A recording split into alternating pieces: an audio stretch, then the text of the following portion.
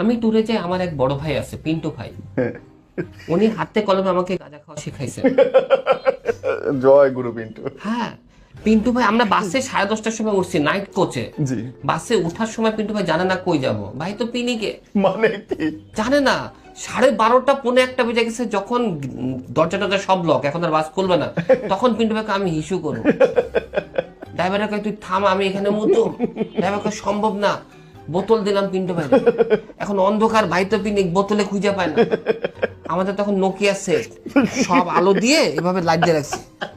চিন্তা করেন, পিন্টু ভাই বোতল হাতে, আরো ব্যাপার আছে, জিনিসের সব জায়গায় বোতলের মাপ কিন্তু সমান না। সমান না, ছোট বড় হইতে পারে। পিন্টু ভাইকে আরেকটা বোতল রেডি কর। আমরা লাইট দিয়ে ঘেরাও ধরে আছি পিন্টু ভাইরে। I could visualize, I could see Pintu ভাই ধরে ধরে আছে, ওইদিকে ড্রাইভার টেনশনে আছে, ঝাঁকি খাইলে যদি ছাড়ে যায়। ড্রাইভার কইতেছে পিন্টু ভাই হইছে।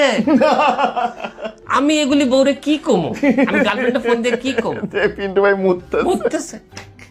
আচ্ছা, এটা তো গেল। এরপরে ব্রেকে থামে না গাড়ি, 20 মিনিটের জন্য ব্রেকে আমরা থামলে কি করি, কুমিল্লা আমরা ফ্রেশ ট্রেশ হই, ফ্রেশ ট্রেশে খাওয়া দাওয়া করি, খাওয়া দাওয়া করে বাসে আসি। আসার পরে যে আর কি সুপারভাইজার থাকে, সে এসে প্যাসেঞ্জার গুনে সব ঠিক, আমরা চলে যাই, তাই না? আমরা সব প্যাসেঞ্জার চলে আসছি, ড্রাইভার